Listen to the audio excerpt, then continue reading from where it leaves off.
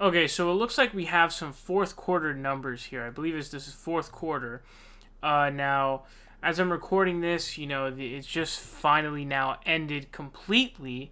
So we've got some numbers here. It says in the fourth quarter alone, he has raised about $26 million more than any of his rivals. The Times reported describing him as, quote, a financial pace setter in the 2020 contest. So he's raised 26 million.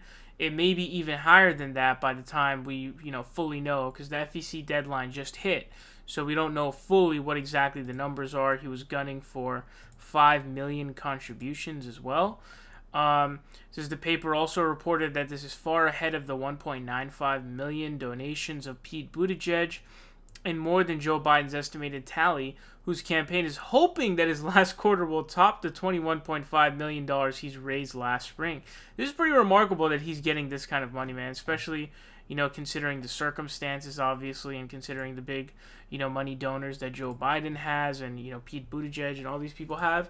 And the fact that Bernie is able to raise that much money from people like you and I, and, I sent him a couple of donations, at this time. And so, make sure to send the Bernie campaign money anytime you can.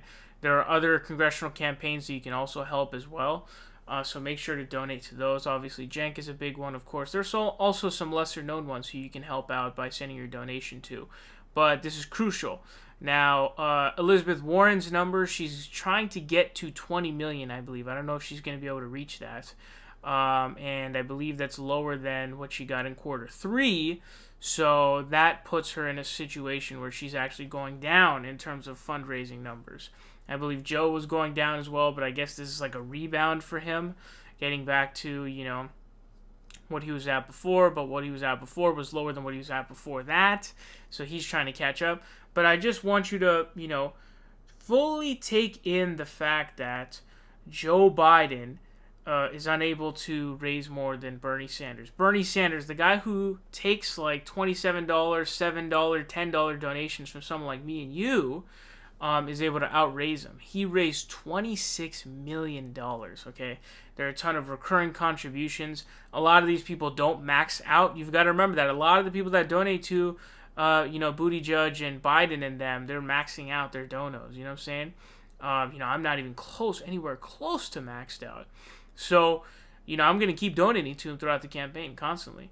So, and I'm sure you guys are going to do the same. But this is great news because financials are crucial. Not only does it represent and it gives an indication that, there's people all around, the country who are supporting him and that will be grassroots supporters and voters, etc., etc., but obviously fundraising helps pay for, staff and, volunteering and supplies and all this other stuff, right?